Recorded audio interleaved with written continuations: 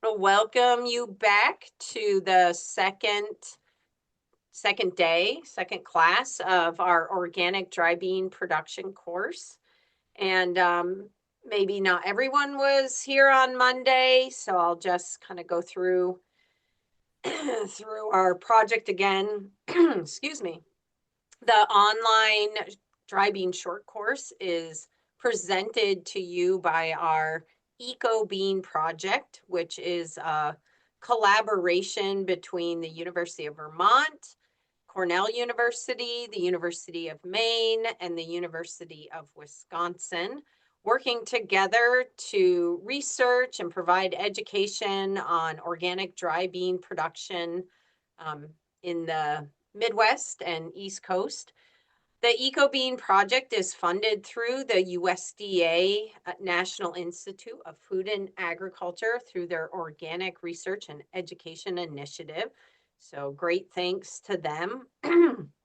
We've done a lot of great work through this project, and we're excited to be able to share some of our new and cutting edge research, as well as introductory material around growing dry beans. I think there's another slide after this one. Thank you, Ivy. So today again is module 2, and it's really focused on general dry bean production and management. And that session will be presented by Kristen Loria from Cornell University. And following Kristen, we'll have a short Q&A. And then we'll move into what we're calling our research roundup. And Maddie Hunter from the University of Maine is joining us today to talk about the results of her research and other collaborators on optimizing nitrogen fertility in organic no-till dry beans. So we'll hear a little bit about those research results, and then hopefully have time for a few more questions after that. So don't forget, next week, Monday and Friday again, we'll continue this series, Weed Control on Monday with Matt Ryan, and Pest and Disease Management on Friday with Sarah Pethebridge. And with that, we do offer CEU credits, continuing education credits. 1 credit today. The QR code will be shown at the end of class, so you can scan that. And Ivy, I'll let you take it from here to introduce Kristen and if there's any other updates on the online platform. All right, thank you, Heather. So I want to thank Kristen Loria for being here today to give us a presentation on dry bean production and management. So Kristen is our EcoBean project coordinator, as well as an extension support specialist, and works with the Sustainable Cropping Systems Lab at Cornell University. So we're going to hear her presentation in just a second. And on the Extension Foundation course page, we have all of the materials that we're going to go over today, as well as some helpful information that Kristen discusses. So we'll share links as applicable, but feel free to go back to the course page to get all of that information as well.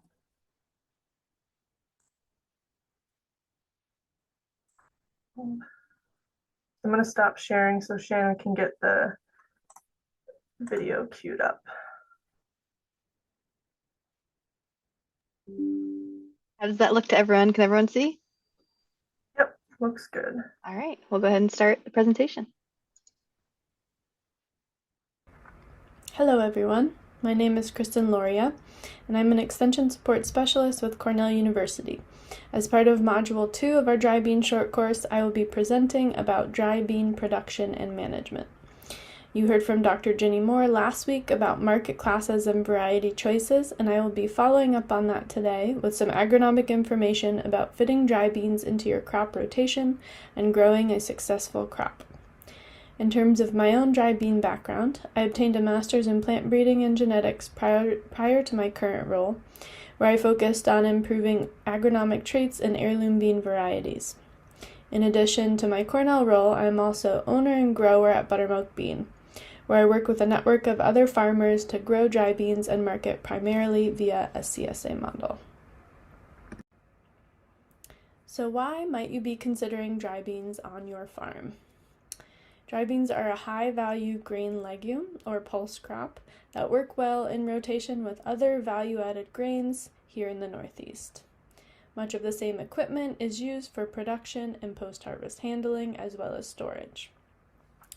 If you are already direct marketing your grain, there are similar opportunities as well as challenges to obtaining a high-quality, market-ready crop and establishing market relationships. If you are not interested in selling your own crop or cleaning your own crop, there are processors in the Northeast that can either purchase your crop or contract clean for you. These arrangements vary widely, so it's important to clarify terms before planting and make sure you have a market. In many ways, growing dry beans is similar to soybean production with some additional considerations. Depending on the dry bean market class, this crop can be less stress tolerant and generally are weaker nitrogen fixers. Again, depending on market class, they may also require specialized harvest equipment. Dry beans tend to yield lower on a bushel or per pound basis, though that unit value that you receive on your crop is higher. One benefit to dry beans in your crop rotation is their shorter maturity time. This allows more flexibility in planting dates and other planting windows, and can be grown in parts of the Northeast where soybeans are minimally viable.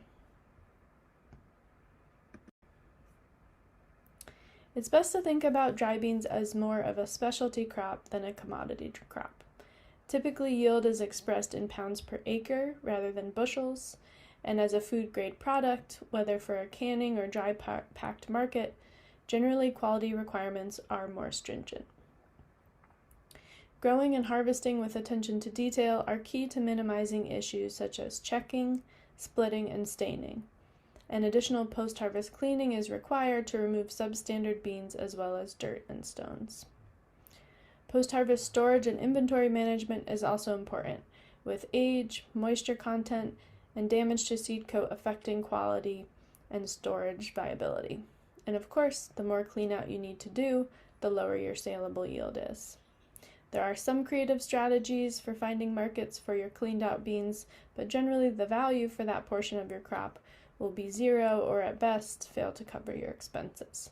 So careful planning and attention to detail in the field and ahead of the season is very important when producing dry beans. That may not be the rosiest picture I've painted so far, but for all these reasons, the market value of a dry bean crop is much higher than commodity soybeans and other commodity grain crops you might be growing. So in successful years, a bean crop can pay off and is worth the extra effort. So onto field site selection and management.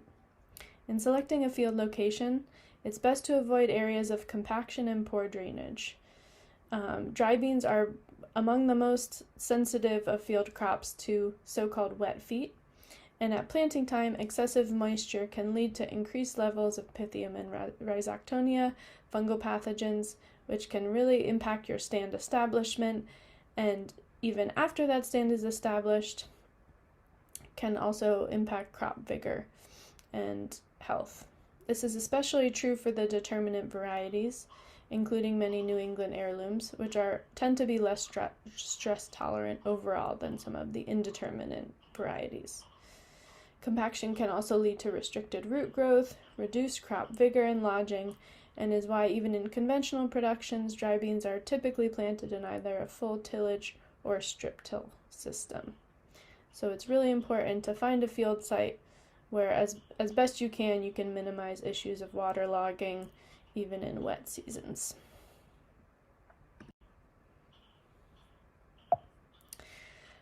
A dry bean crop will generally fit into your rotation where a soybean otherwise would, and in the Northeast that often is following a grain or silage corn and preceding a winter grain such as wheat. As a nitrogen-fixing legume and a broadleaf, Dry bean is a beneficial low-input crop in rotation with grass species such as corn and wheat. And with fewer days to maturity, some varieties as few as 80 days, dry bean can facilitate both timely planting of a winter wheat crop after harvest, as well as getting a significant spring cover crop window prior to planting your dry bean crop. For example, a cereal rye cover crop could be planted after your preceding summer row crop, for example, corn, and up until that June planted dry bean crop, allowing a significant window for cover crop growth and biomass accumulation to build soil health. This cover cropping window ahead of dry beans can also be beneficial for weed management in your following dry bean crop. And there's additional research showing that a yellow mustard cover crop planted in spring prior to a dry bean crop can reduce disease and nematode levels, though this biofumigant effect seems to be highly variable.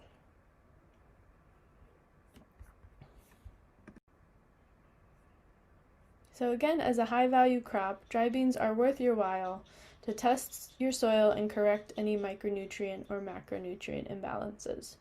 You'll be targeting a nutrient-neutral soil pH, and dry beans can be sensitive to boron, so it's recommended to avoid applying boron in season unless levels are very low. Typical recommendations are 40 to 50 pounds of nitrogen per acre to achieve top yields without other barriers being present, and taking into account all nitrogen credits such as organic matter and cover crop.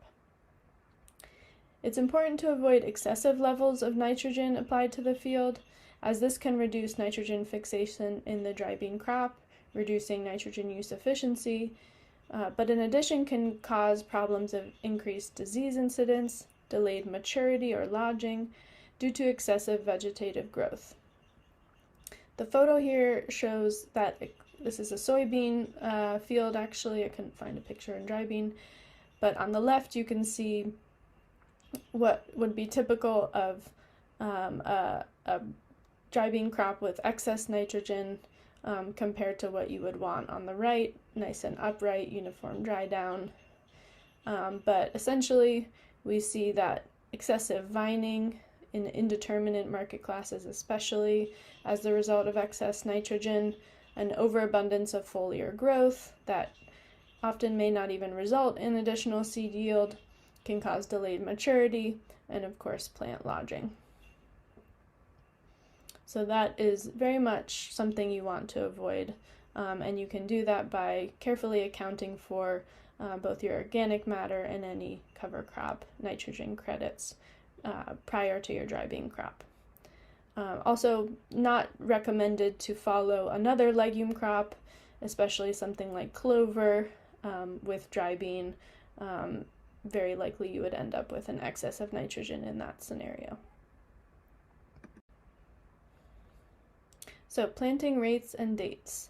Really what you're looking for is a strong start. So dry beans, especially in organic systems, can suffer from stand loss if emergence is prolonged.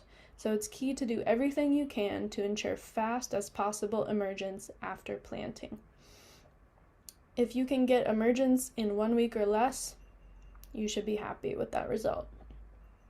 Beans are very susceptible to seed corn maggot as well as wireworm, other seed pests that we occasionally have problems with here in the Northeast, and speedy germination is our best tool to avoid stand loss from either these pests or fungal pathogens. This means waiting for warm soil, 65 degrees Fahrenheit, ideally, with temperatures trending up. Dry beans are not adept at breaking through crusted soil, so avoiding planting prior to a heavy rain, if you can, is also ideal. Of course, if you do have some crusting and the beans have not emerged and are not yet in that crickneck vulnerable stage close to the surface, you could also use a blind cultivation, tine weeding, or rotary hoe pass prior to emergence to break up that crust and facilitate those plants emerging successfully. So it's best to avoid getting impatient and planting early, but and that is especially true because it often does not result in higher yields. So again, pushing planting when soil temperatures are lower than ideal will not likely improve your yields. It is likely to prolong that emergence time and sometimes runs the risk of requiring replanting. In organic systems, that later planting date also facilitates strong weed management practices, such as establishing a false seed bed prior to planting and avoiding early spring weed flushes in your emerging dry bean crop. So when we're talking about dates, really we're talking about a June planting date. Early June, often you'll be getting that soil warming to 65 Fahrenheit, but especially with our shorter season varieties, shorter days to maturity, up to late June is perfectly acceptable to plant. So it is a real benefit to have the flexibility with this crop's planting date when, probably many other crops on your farm are also competing to be planted around that time. So on the other hand, we do have that flexibility, but it is important to be aware of your bean variety's days to maturity. This is information you should get from the seed company you are purchasing seed from, because some varieties are 100 or more days to maturity. There is quite a bit of variability. So make sure that your planting date is appropriate for both your predicted early frost date as well as the variety that you're planting. Typically in our region, planting past the end of June can get risky, both for reducing yield if an early frost kills that dry bean crop before it's mature, but you can also have some quality and clean out issues if you have immature beans that are getting frosted in the field before you are harvesting. So on the other hand, taking advantage of this flexibility, some farmers are able to successfully double crop dry beans. This is especially true following a barley harvest. So that's one of the earliest winter grains that we might harvest in early summer. And even in some parts of Western New York, farmers have had success following a winter wheat harvest and planting in early July, but that sort of date can introduce some additional risk, and that's a calculation you want to make in terms of the benefits of getting that additional income from double cropping and the chance that you might miss out on some of that dry bean yield potential and quality. In terms of equipment for planting, dry beans will not differ from other row crops, and many types of corn planters are appropriate. The general recommendation on depth is ideally 1.5 inches. If you're planting in some dry conditions, you might need to plant up to 3 inches deep to make sure all of those seeds are getting planted to moisture and can evenly germinate. That is an important factor when you're thinking about harvest much later on. If some of those seeds are waiting a week longer or more to actually imbibe and germinate, you're going to have some additional unevenness in maturity. So getting uniform planting to moisture is the name of the game. In terms of row spacing, 30-inch row spacing is typical and recommended in organic production. Narrow row production has become more common in conventional dry bean systems, often 22-inch spacing, sometimes as solid seeded or 15-inch row spacing. But in organic, because we are relying on inter-row cultivation for weed management generally, we stick with those 30-inch rows. Something to consider, and the reason why that narrower row spacing is often used is dry beans are generally smaller in stature than a typical soybean plant, So they may not ever completely canopy when planted at 30-inch spacing. So that can pose some additional challenges for our later season weed management.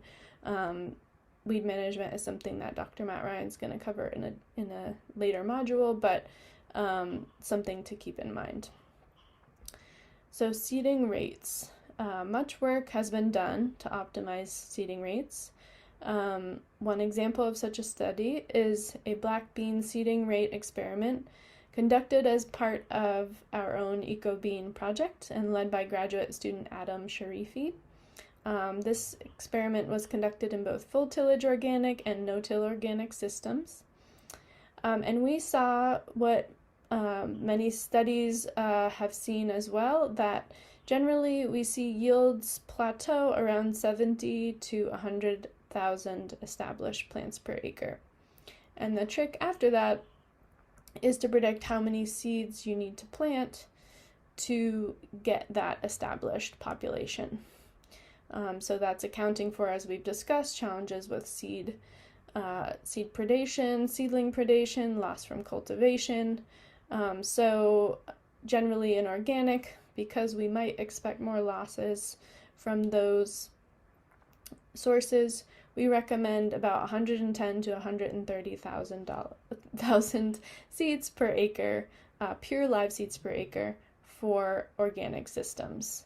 And this can perhaps go even higher based on some of the results that we had in this study, especially if you have a relatively low seed cost and a relatively high market cost, or really income per pound for the dry bean crop that you might harvest. A relatively small yield bump is going to pay off, but that depends on your input costs and the price that you're getting for the harvested crop. So general recommendations are small-seeded indeterminate varieties. Black and navy beans will be at the higher end of that 110 to 130,000 seeds per acre range. Kidney and cranberries, those large-seeded determinate market classes, will be at the low end. And pintos, small reds, are going to be at an intermediate rate. And for reference, if you don't have a precision seeder and you're doing seeds per foot, that's gonna look anywhere from 6 to 8 seeds per foot is what you're targeting. So as we have discussed both today and with Dr. Ginny Moore in the previous session, more so than other crops, dry bean market classes or varieties, the market class that a variety belongs to is going to determine the growth habit, or reflect the growth habit rather, and determine your production system.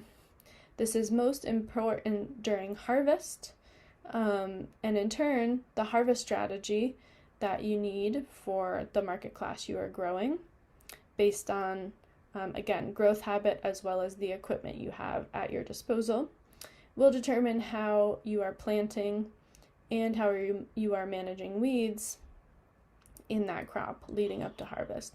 So we're going to briefly cover this now. There will be more in-depth conversations about weed management and harvest later in the course, but we'll just sort of plant the seed, so to speak, today. So the takeaway here is that production system that is based on the market class you're growing will also influence your weed management strategy. So the first type of harvest, first production system, is indirect harvest for type 1, so that's a determinate bush type, our kidney and cranberries, or type 3, which is a indeterminate vine growth habits. So the first system here entails a multi-step process to pull or cut plants at soil surface using either bean knives or a rod cutter, which are generally front or middle mounted. Plants are then windrowed and combined using a pickup head. In these systems, 30-inch row spacing is essential, and some ridging or hilling during cultivation is desirable to facilitate that cutting and pulling process. So if you can picture a nice little ridge with a plant at the top, when you're moving that knife or cutting bar along the surface and trying to pull, really cut the base of the stem and the roots to uproot that plant, having that plant sitting on a ridge can facilitate that process compared to a flat field. So we really want that sort of higher soil disturbance, movement of soil volume in the cultivation passes of your season to facilitate pulling. In contrast with a direct harvest system, which is typically used in production of black or navy beans, narrower row spacing or solid seeding can be used, again, less common in organic, but could potentially be used in an organic no-till system, for example. And in conventional production fields, the field is actually often rolled after planting to create a completely flat surface, pushing any rocks down into the soil to facilitate the lowest as possible kind of positioning of your cutter bar when you're harvesting. So of course in organic, we don't generally have the ability to roll a field and not make subsequent passes. We need to make weed management passes. However, something like a low profile cultivator, a rotary hoe, finger weeders, could potentially get a more similar result by reducing the ridging or hilling around plants and facilitating a lower cutting height. So that's something to think about if you're planning on direct cutting. However, I've also heard from some New York growers that ridging is still desirable when you're direct harvesting, as it allows rocks, if you have rocky soil, to be pushed down between the ridges rather than being moved through the combine. So that's another point to consider. But again, more on the complexity and best practices for dry bean harvesting at a later session with Seth Johnson. And that is all I have today for you. So looking forward to a conversation in person. And thanks so much for listening. Thank you, Kristen, for putting together that recording and presentation for our class today. So like Heather had mentioned before we got started, we'll have time for a few questions now, and then we'll have Maddie get set up and share her research roundup. So let's see, if folks do have questions, feel free to put those in the chat. I will share, someone had asked about how to get dry beans to fix nitrogen, and Heather had answered it, and I'll just share it in case folks didn't see that. So like Kristen mentioned, dry beans are not strong nitrogen fixers, so they need to be inoculated with a specific bacteria. So that's something to consider when you're planting. Yeah, I failed to mention inoculants, but basically when you're going to purchase your inoculant, it will say what species of legume that inoculant is suited for. So just make sure you're buying one that is for common bean. And they tend to be sort of not great at surviving. So typically people will do it every year, even if you've planted lots of dry beans in that field. It's kind of cheap insurance is the way that we think about it. Mm-hmm. And Jason asked about inoculants, but any other seed treatments to consider for planting, or really just that inoculant at planting?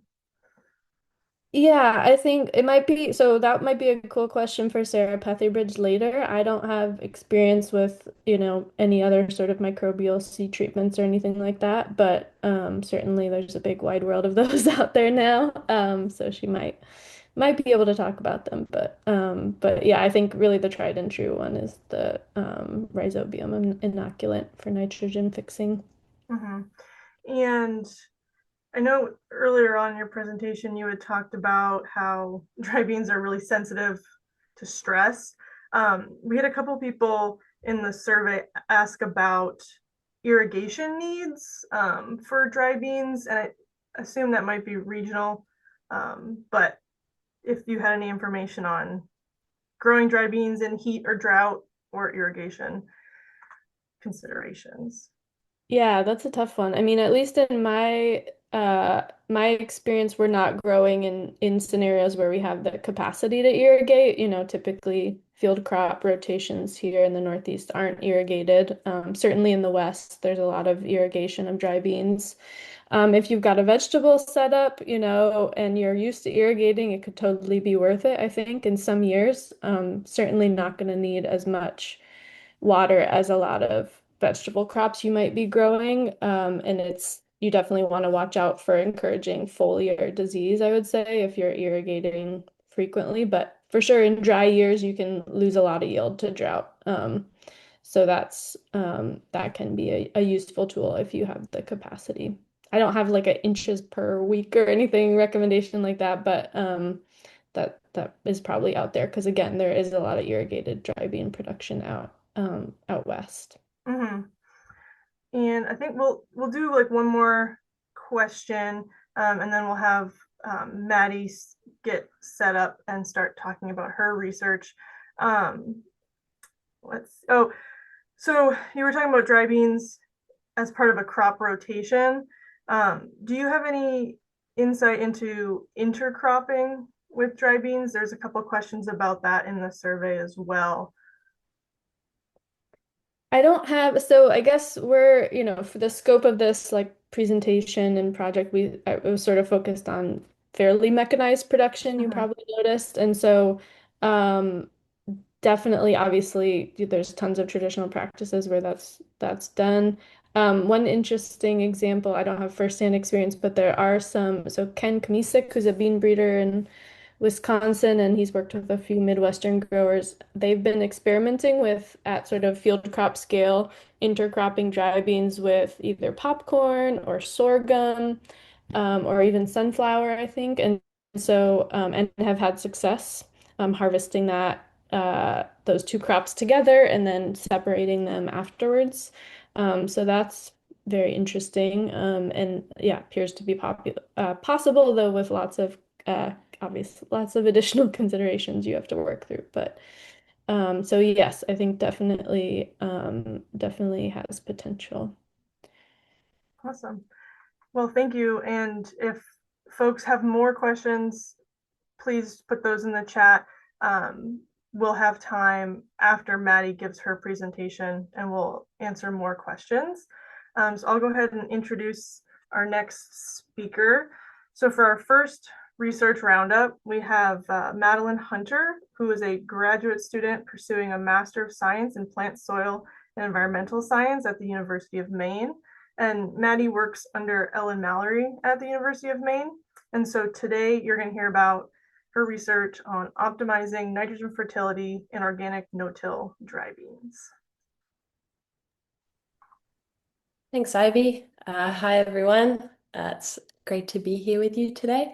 And like Ivy mentioned, yeah, I'm a master's student and I'm here today to talk to you about what I've been researching so far. So without further ado, we'll get into it.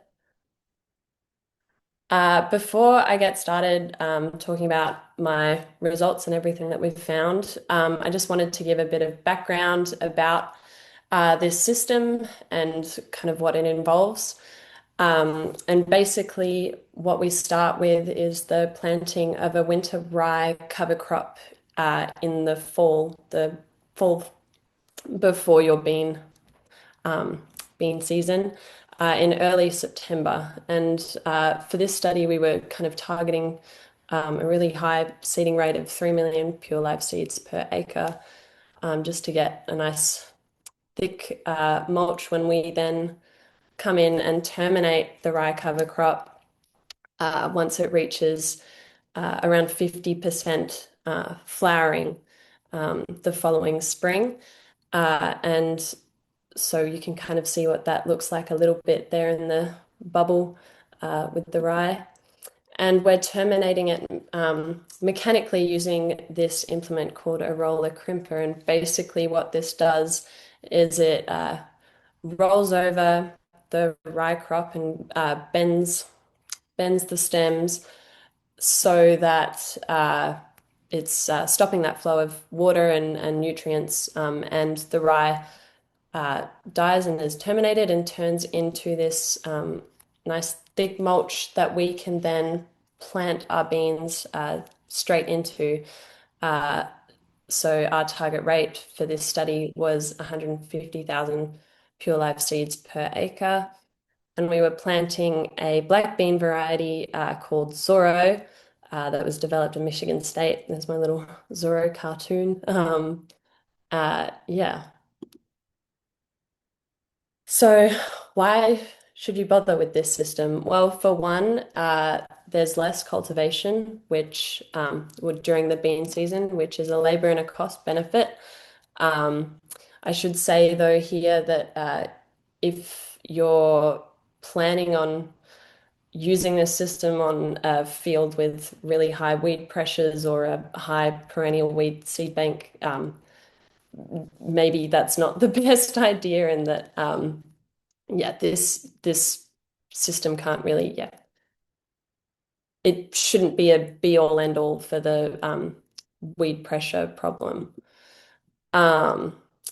Another major soil health benefit, especially in this region, is erosion control. So having that cover crop on the soil is really preventing all of that topsoil loss with huge, big rain events. And you can kind of see that here in the photo from New York from our colleague Chris Pelzer. And then there's other soil health benefits. So the system's been found to improve soil structure, aggregation, water holding capacity, as well as when you're terminating that cover crop, you're also adding organic matter to the soil. However, something to keep in mind with this system, with the winter rye cover crop, this crop is really efficient at taking up inorganic soil nitrogen throughout its growing season. So already soil nitrogen can be really, really quite low following the winter rye. As well as this, the residues of the cover crop, once terminated, are really high in the carbon to nitrogen ratios. So when these residues are being added to the soil and eventually being broken down by the microbes, there's all this carbon that the microbes are super excited to be utilizing, but there's not enough nitrogen within those cover crop residues to kind of support these microbial processes. So the microbes start pulling even more nitrogen from the soil, and it gets used up by the microbes and becomes unavailable to the plant. So all that to say is that soil inorganic nitrogen can be deficient following a cover crop rye, which brings me to kind of the research objectives of this study. As Kristen was mentioning, the dry beans aren't as efficient at fixing nitrogen as, say, soybeans that have also been trialed in this system. So our research objective was kind of to try and figure out how best we could manage nitrogen fertility application timing as well as rates within this no-till system. So we had 4 tillage by nitrogen timing systems, the first of which being no-till fall, where all of our fertility was applied to the rye cover crop in the fall. And the premise here was that we hypothesized that adding the extra nitrogen would get us greater rye biomass in the spring at termination, and then thicker weed suppressive mulches throughout the bean season. We also had a no-till spring treatment where all of the fertility was applied to the beans in the spring. The premise here being that we were trying to mitigate against those low soil inorganic nitrogen levels that we see in the spring following the rye. We had a no-till split treatment as well, which was kind of our best of both worlds treatment, where half of the fertility was applied in the fall to the rye and half to the beans in the spring. And then we had our controlled tilled system, which was basically a conventionally tilled and managed organic bean system. And all of these so-called TNT systems were applied with 5 different rates of available nitrogen throughout the season. So we had a 0 control all the way up to 100 pounds of available nitrogen per acre. Okay, this is just a bit of a spatial orientation of our study. So we ended up having 2 implementation years in 4 states, so 8 site years total.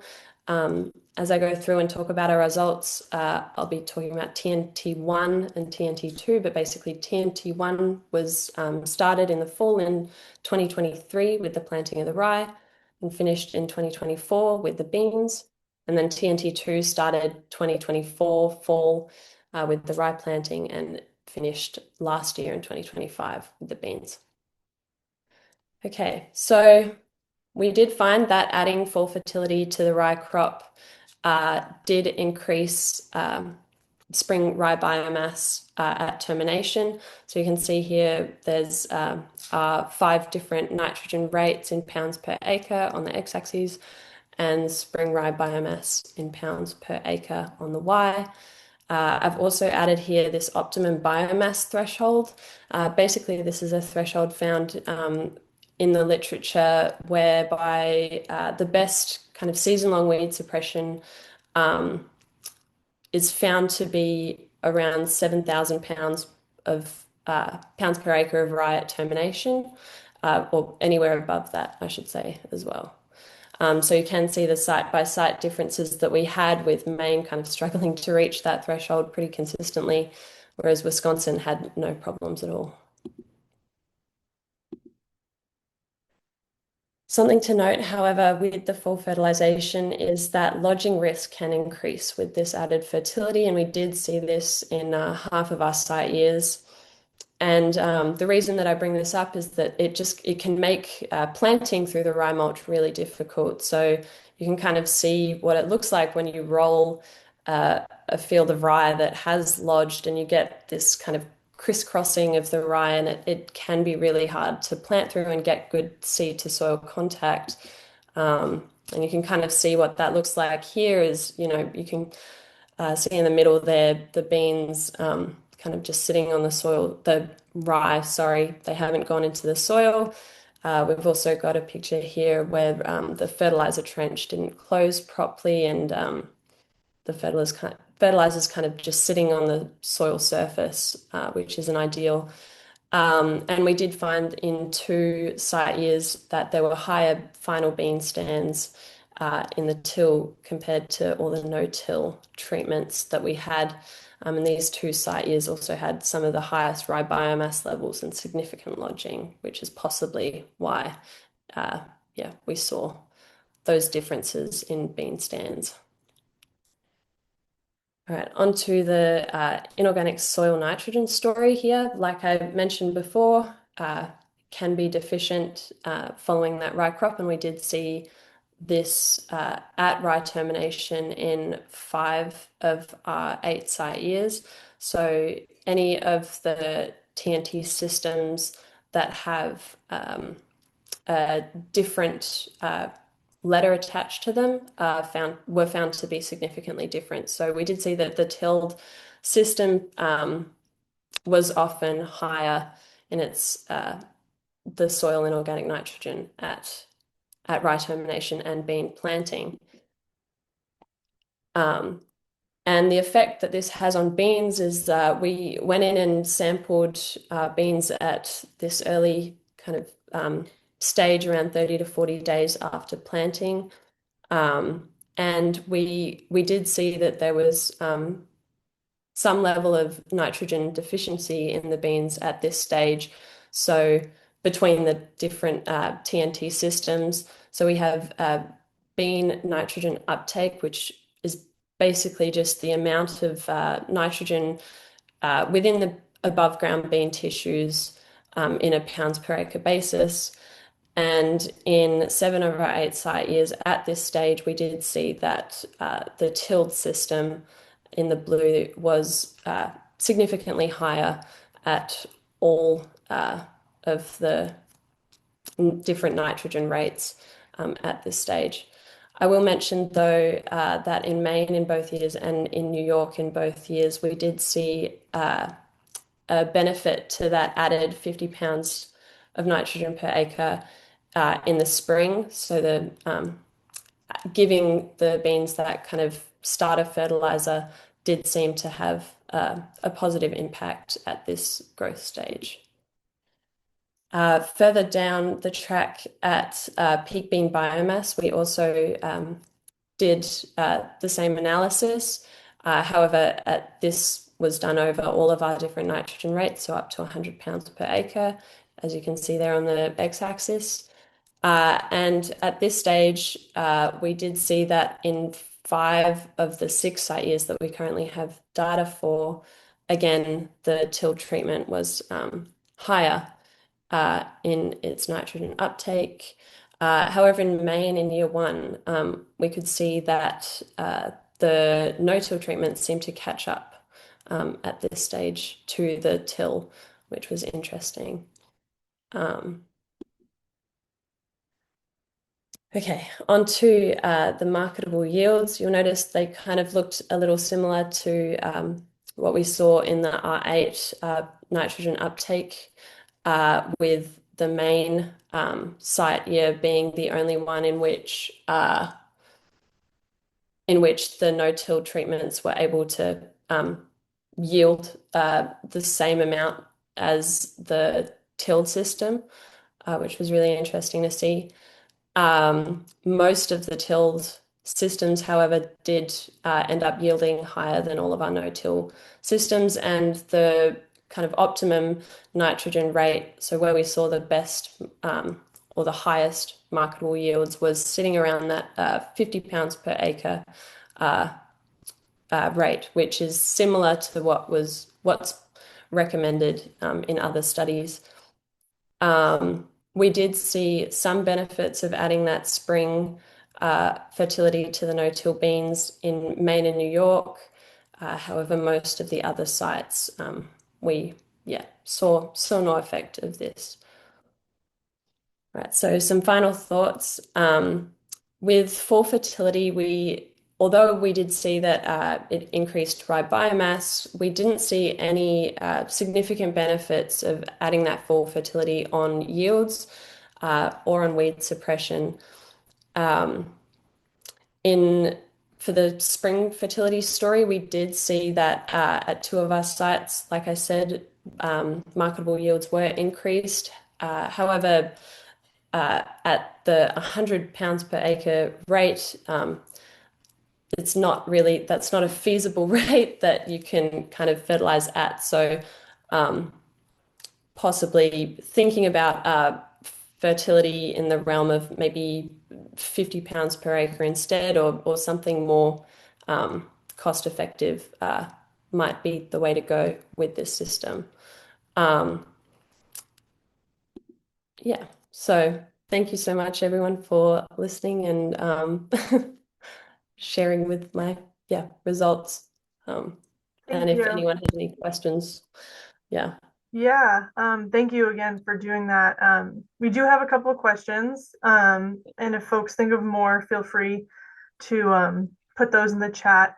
I want to ask this question first from Rebecca that I think would actually be, you both might have insight into this. So someone asked what the temperature is like under that crimped rye, and then, do you think that that's going to influence the bean growth, Kristen, like you talked about, where they're sensitive to those cooler temperatures?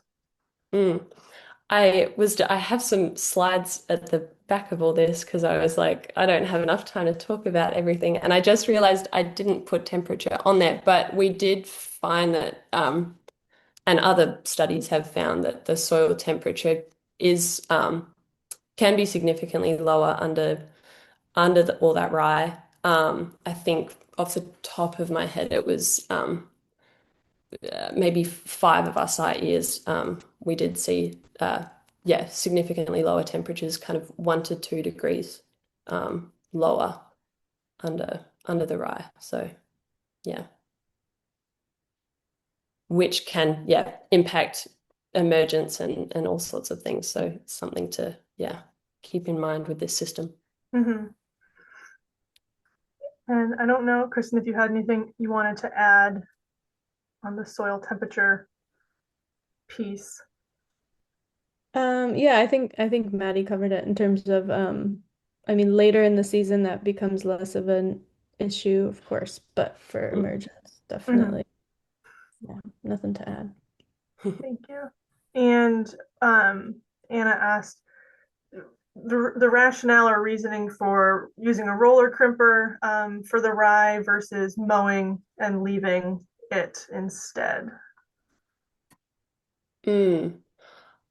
That's a good question, and one I feel like maybe Kristen could help. I think mainly from the little I've read on that, when rolling, you can kind of ensure that you've got a nice uniform mulch layer. You know, you don't have all the rye kind of moving around and creating gaps that weeds can possibly spring up through, is my thought. Yeah, I don't know if Kristen has any. Yeah, totally. Yeah, I think in terms of guaranteeing that you have good weed suppression, soil Mm. coverage, that tends to be the best bet. I Mhm. think people have had success mowing, but maybe a bit more hit or miss potentially. Yeah, I think at the stage that we're rolling it at, it becomes much more difficult also to mow, right? Because Mm. somebody, I think Kelly, you're asking about getting that rye killed. Like, and it's really got to be the right stage. And I don't, Maddie, if you went through that or not, but really needs to be fully headed and even dropping pollen. And then the other, trick there is when the stands aren't even often and not everything is heading, in a commercial field. It may be, you may get stuff that regrows because the maturity isn't even, but letting it kind of mature as much as possible to a point is what you want to do to make sure when you roll it down, it doesn't just sort of come back up. Um, so that's key. I don't know, Kirsten or Maddie, if you have other suggestions there. But you really shouldn't need weight in the roller. We do put weight in ours, or we have. But if it's at the right stage, it should die. I see Seth. Is that you, Seth, on? Yeah. Didn't know if you're going to say something about that. Well, I unmuted because I was thinking if you disconnect that rye from the ground and mow it, it's gonna get all caught up in the planter. Yeah, yeah. I mean, there's a lot of Crimping it reasons to roll it. leaves it connected to the ground. It's much more even. If you mow it, it's gonna get all buggered up in your planter, and you're gonna be wishing you never did that. Yeah. Helly, does that answer your question? A little bit? It does a little bit, and perhaps I'm just confused on which type of rye we're using because my familiarity with rye is if you mow it, it's growing again, and it's a nightmare. Okay, this is winter rye, Okay. cereal rye. So it look more like wheat versus rye grass. I Okay. think maybe you're thinking about, which is Yeah. yeah, definitely more like looks like your lawn, I guess, versus looks like wheat. Okay. So yeah, Thank you're you. right. That would grow back I was like, don't mow that. miserably. Yes. Kristen, Chris had asked if you could expand on the boron sensitivity, and like what soil levels should we be looking for? Yeah, and I don't know that it's likely to be a problem that is like kind of a flag that comes up, and so for that reason we've tended to be conservative. I just looked it up because I didn't know at the top of my head, and I think over like 0.75 parts per million you start to get perhaps concerned about some toxicity effects, but I've never seen it myself either, so how big of an issue it actually is, Hmm. not sure, but it is one reason, oftentimes we'll put down boron as sort of a matter of course, right, when we're doing amendments, and that might be the year to skip it potentially. Hmm. And with just thinking more about soil fertility and the growing concern with soil health and some of the concerns with conventional dry bean practices, someone had asked about, do you have any tips or suggestions for organic dry bean production, how to keep that fertility up from year to year? I mean, I think oftentimes, honestly, organic farmers like are doing a better job of that, right? Could because our nitrogen's so much more expensive, and putting in legume crops is usually our way of doing that. So I would like a typical vegetable rotation, can be a bit more intensive, and so maybe there you're needing to add more fertility, but dry beans really have quite low nitrogen requirements, and in many of our soils and rotations you may not, like Maddie said, you may not need any. So I would say it's not typically not a huge concern, for your dry bean phase. Obviously, your wheat or your corn, you're gonna have to plan more carefully your nitrogen. But I think if I'm answering the right question, I'm not Yeah, sure. no, that's good. Thank you. And yet, if folks have any more questions, I saw someone asked about the roller crimper and promoting white mold issues. I know we're going to get more, we have more presentations coming up on uh, disease in dry beans. So put a plug in there for folks to stay tuned. I saw a question in here, and since Seth is on, I thought maybe he could talk about this if you've done it, and Kristen too, but somebody was asking about foliar feeding beans. Um, and I don't know, I mean, we haven't done anything with that. I know in soybeans, I've had to recommend that people do that to treat for micronutrient deficiencies, but do you guys, have you done that? Or know other farmers doing it? Success, not success? I got a sprayer a few years ago to do take care of leafhoppers. But I thought about possibly trying to do some fish or something, but I never have, and I know the dry bean nitrogen requirements usually it's not necessary, I don't think anyway. If anything, sometimes too much nitrogen can cause more problems. But no, I've never applied micronutrients or anything myself. Yeah, we've had a couple actually instances here in Vermont where we had soybeans that had severe molybdenum deficiency, very odd. And sometimes when you have a micronutrient deficiency, really the only way and quickest way to fix or rectify something like that is through foliar application. But outside of that, we haven't done a um whole lot with it either. I don't know if anybody, I think this is great too, and I'm starting to see this in the chat. Don't be afraid to answer other people's questions or make suggestions if you have them too. Um, and yeah, I mean, there's a lot of us, so I don't want everybody unmuting, but definitely, I think we have time for discussion, and we try to leave that time. So we want to make sure people get their answers either through us or other people on this call. So make sure you're helping each other out. One thing I see like a little bit coming up in the chat are people talking about different cover crops, and maybe somebody just answered this one. Someone asking about using peas. Oh, yep, Kristen just answered that. And yeah, I mean the goal of rolling and crimping the rye is that it does create that mat to keep the weeds down, but it could, create some other issues, especially in crops that require a lot of nitrogen. And there has been a lot of work done mixing in vetch or crimson clover with the rye. The peas, I feel like they're not really strong nitrogen fixers either. So I'm not sure that they would be able to really overcome the kind of nitrogen tie up of the rye, but there's been a lot of other legumes used in that mix, and I see Kristen put some of those in there.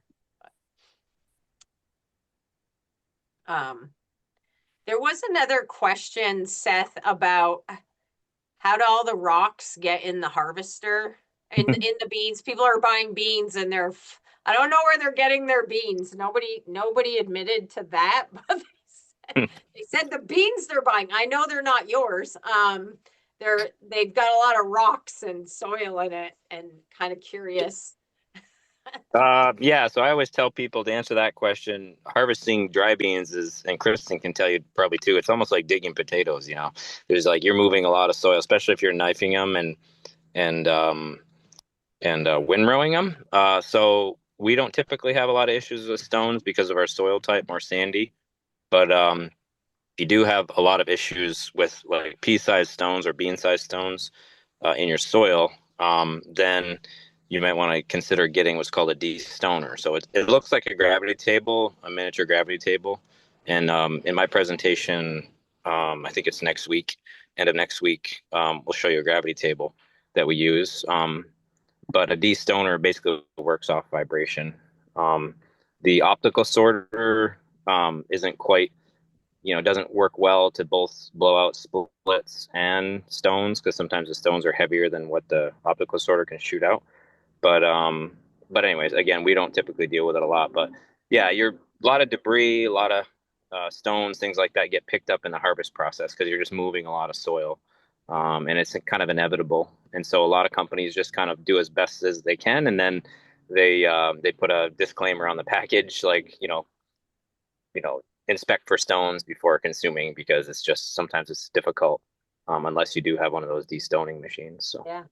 Are you Yep. using a magnet? Somebody's asking about that, or Kristen. So Rebecca's asking, do folks use magnets to clean the beans? No, I never have myself.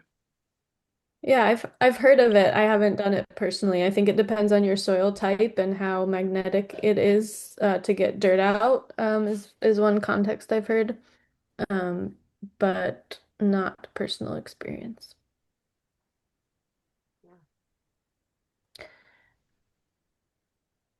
I was just reading through another thing that I feel like this came up in the last one, but people keep asking for suggestions on sourcing organic seed. If you have, I think any suggestions are welcome.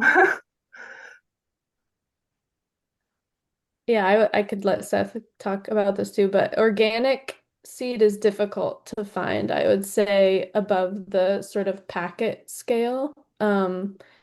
And that's a real challenge. I mean, you can get untreated seed that was grown conventionally. That's not too difficult, but yeah, certified organic seed is in larger quantities and for sort of like more commercial varieties is difficult.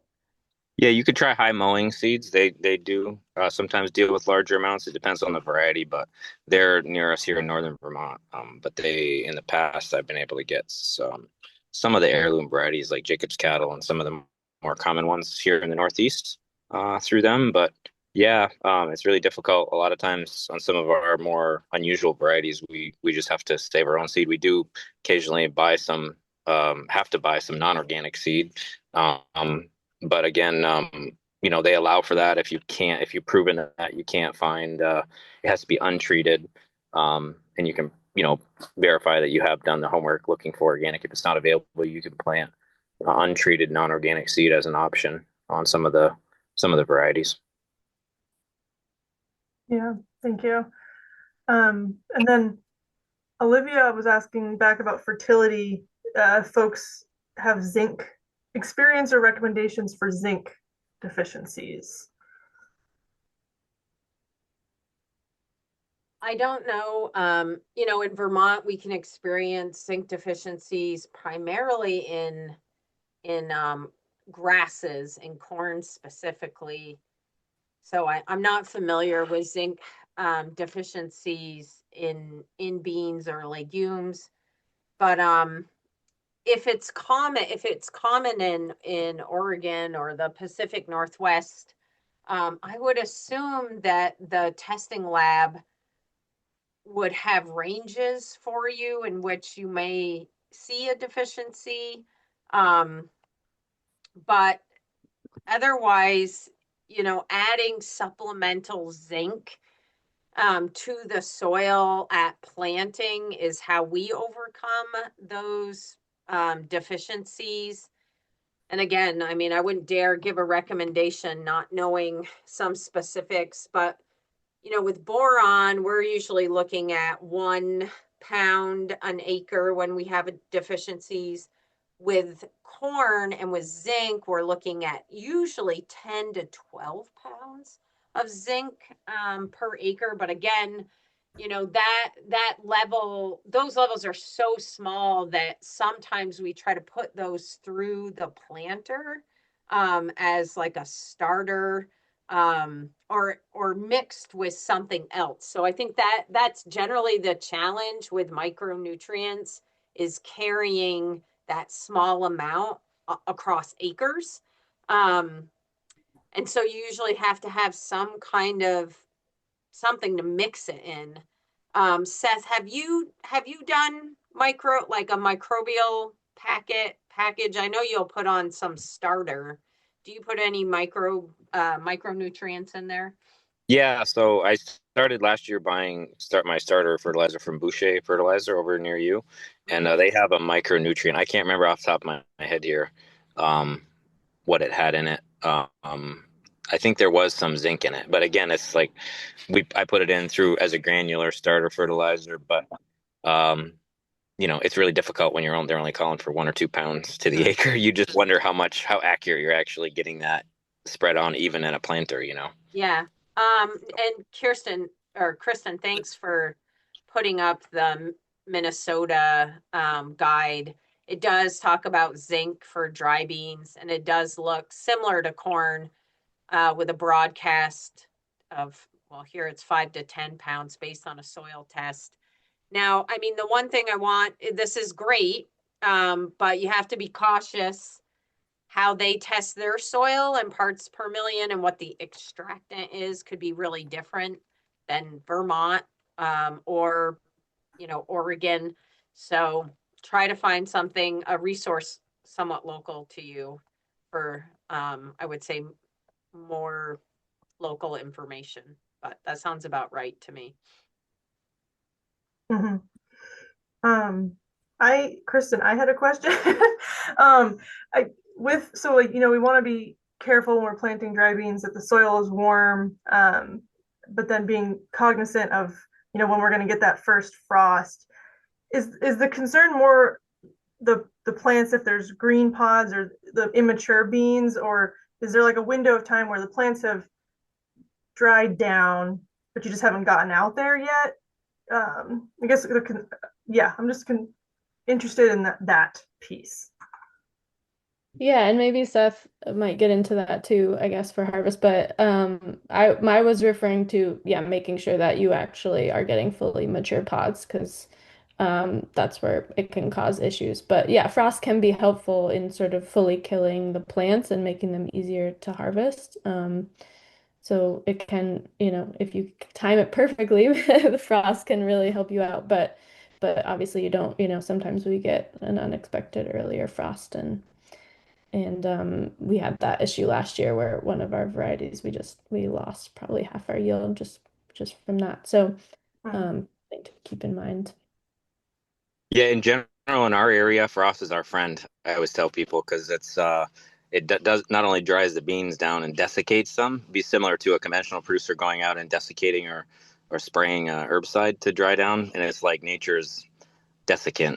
And a lot of times we're dealing with grasses or larger weeds. We have them looking really good at the end of the last pass of cultivation, and then everything's canopied in, looks really good, and you look at these late season weeds come up through, and you're like, oh my gosh, I'm never going to be able to harvest this. But then if you do get a frost, it actually really helps a lot in the harvest process in our case. But obviously that depends on when you plant it. But generally we're shooting for like the first week of June, so it works out about right at our latitude. Mm-hmm. Thank you.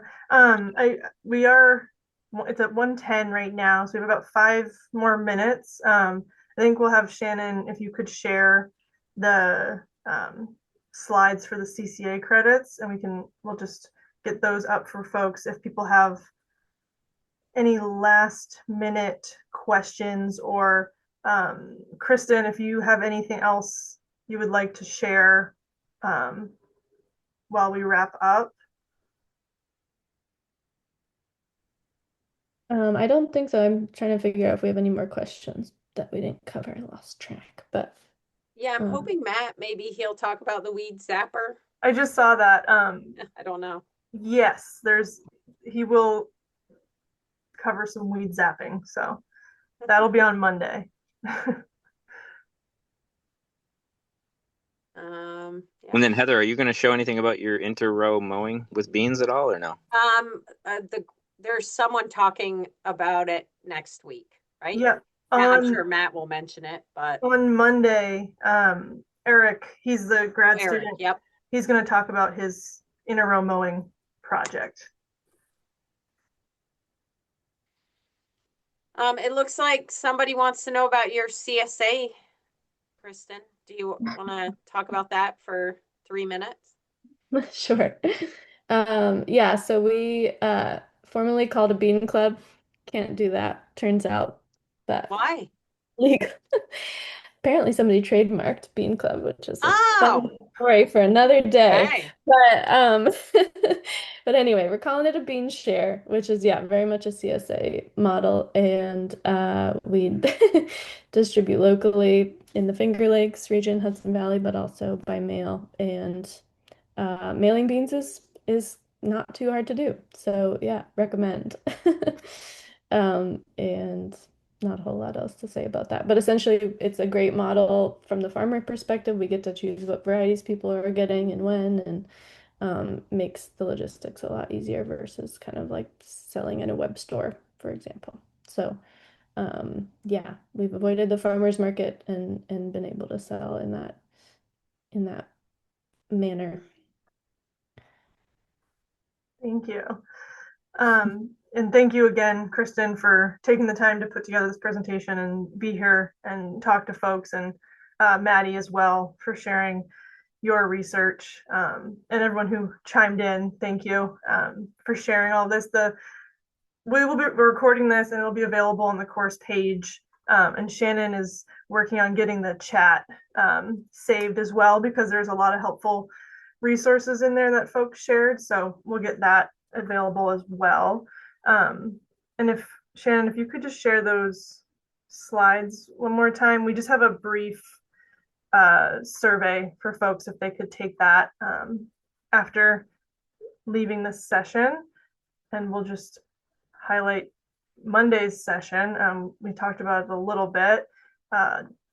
So this is the QR code for our survey for this class. And then next week on Monday, we're going to have the Matt Ryan talk about weed control.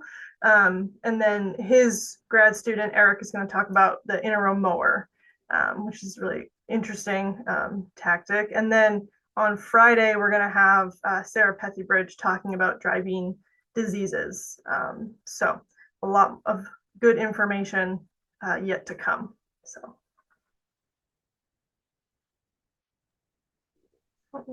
Someone was having trouble with the QR code for the credits. And if you're scanning it with your phone, if you have the CCA app on your phone, and you're scanning it, then it should work. But if you don't have the app, then you can send the information that I put in the chat to me. I'll put it down at the bottom of the chat again. So if you're having any trouble, no worries. We can submit it for you. Just send me this information. I'll put up the QR code again, though, just in case. Thanks, Shannon. And with that, I think we'll just thank everybody again for joining, and hopefully see everybody again on Monday for more dry bean discussion. All right.